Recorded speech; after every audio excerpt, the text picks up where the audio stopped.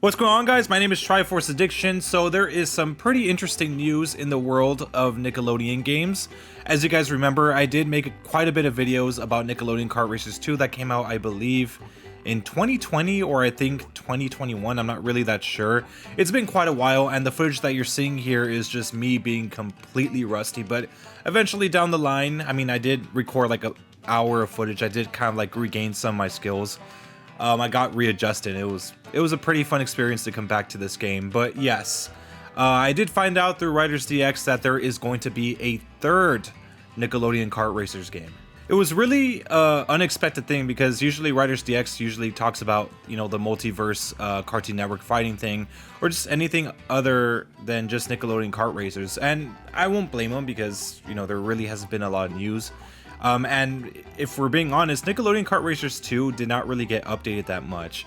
Maybe some bug fixes here and there, but you know, throughout the entire time I played on my Switch, I never really noticed any updates come to this game. I don't know, maybe I'm crazy, maybe I just wasn't paying attention, but I didn't really see a lot of updates. And if anything, they're probably just bug fixes. In terms of like balancing for the items on Insane Mode, I mean, I would have hoped they did something. Honestly, I'm too afraid to play Insane Mode. I did try it out within, you know, this footage, but just like, you know, setting the CP to like easy and the items to a little bit less chaotic. And I mean, it's not hard. The speed is probably a little bit less than 200cc or just around the same area. But I mean, it was still fun nonetheless when you're not being spammed a lot. But despite the lack of updates for the game, I mean, in my eyes, it was still a pretty successful game. I mean, it was a far better improvement compared to the first game, which I kind of forgot completely about. I had to go on YouTube to see how that game looked like, and it's so much more different than this one. I mean, this one seems a lot more streamlined, and it just looks a lot better cosmetically. I mean, that one looks more, I guess, realistic, or, you know, like the carts are bigger, everyone looks bigger, but you're a lot smaller. This one kind of copies Mario Kart a little bit better. But despite it all, it was still very successful. Honestly, it was made by Game Mill Entertainment, which has been doing quite well actually with Nickelodeon games, because they're the same people that made Nickelodeon All-Stars Brawl, and look how that turned out. I mean, everyone loves that game, and it was one of those games where a lot of people were hyped about it, and I would assume that people from PS4, or I guess from PlayStation, Xbox, as well as PC were excited because that was like literally the closest thing that they will ever get to a Smash game. And honestly, I kind of wish that Super Smash was like a universal thing where it goes on all platforms. I kind of wish Nintendo was just multi-platform. I think it would be so much better. And even now, they're still working on the game. They have DLC on the way. They have voice acting on the way in the future update.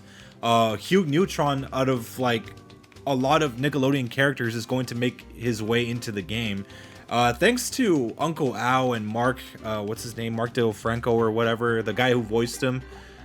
Yeah, like thanks to their efforts, I mean, they're going to be, like, they made Hugh Neutron becoming a character a reality. And it's absolutely insane.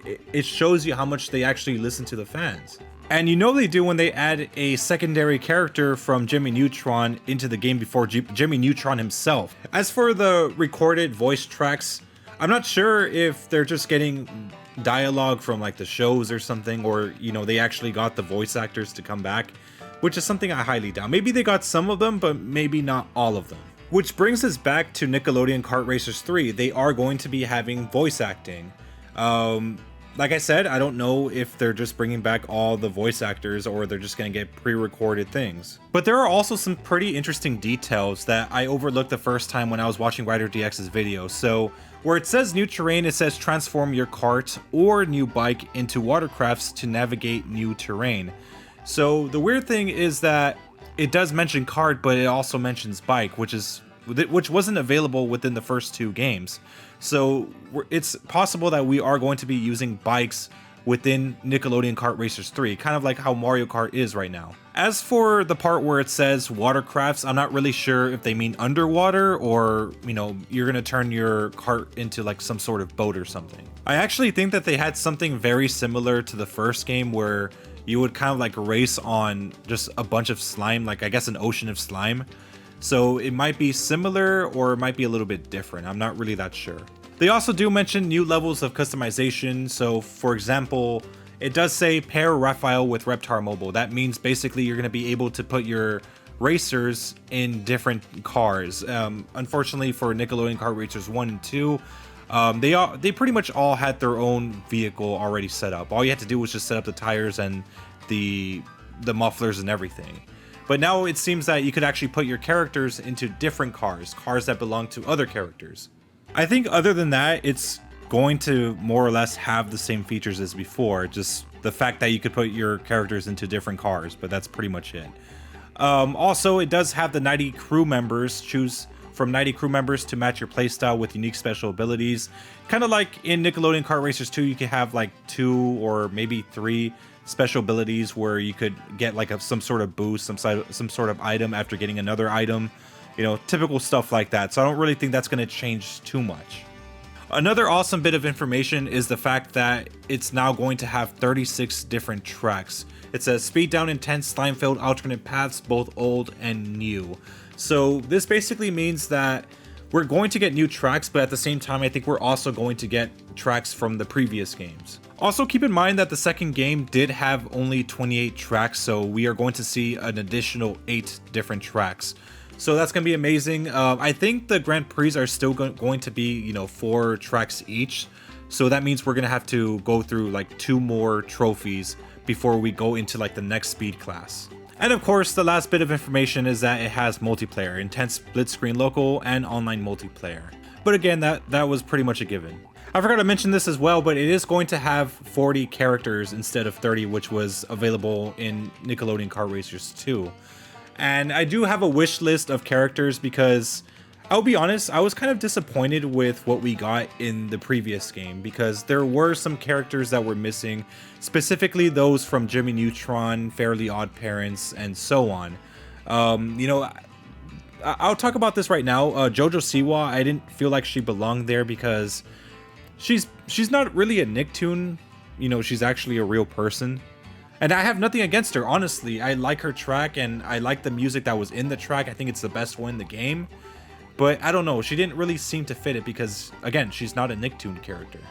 I thought it was kind of like a missed opportunity because it could have been Timmy Turner or Jimmy Neutron that could have taken that spot. But no, it was JoJo Siwa. Maybe they were kind of advertising her that way because I think during that time she was relatively new. So I think that's why she was introduced to this game. But I think she kind of moved on from Nick, or I don't even know if she's still part of Nickelodeon. So there might be a chance that we might not see her. But who knows, they might keep her in, but those 10 characters could go to a lot of good characters. You know, like with Nickelodeon, there's just a huge variety. You can have Timmy Turner, like I said, Jimmy Neutron, Carl Weezer, Sheen, Estevez, I think that was his last name. You could also have Vicky, Cosmo, and Wanda. There's just so many options to choose from. As for the release date, it's currently like unconfirmed, but from what it says, it's going to be released on October 7th. So it's not really that far away. We have a few months before the game comes out, and you know, I have a lot of things to look forward to. First and foremost, obviously Cobra Kai season 5 is going to be out by September 7th, so that's gonna be amazing. Then a month later we get this game, so yeah, don't worry. I don't know if I'm gonna stream it. I'm probably gonna do some gameplay, but yeah, it's gonna be interesting. And it honestly kind of helps with the channel a little bit because if they bring back Insane Mode with the same type of difficulty, I could probably make a rage Taj. I could slam the desk, slam a controller, you know, just stuff that I do when I'm pissed off. I mean, yeah, it would be pretty entertaining for you guys watching me suffer, right? And I swear I'm gonna go all phase Jev on this whole game, so yeah, just let's get ready for that. But anyways, that's all the news I'm able to bring today. It's currently unknown if we're gonna get a trailer soon, or you know, maybe this week or the next month or whatever. But anyways, I hope you guys enjoyed. Make sure to leave a like, make sure to subscribe for some more Nickelodeon content. I'll see you guys next time. Thank you.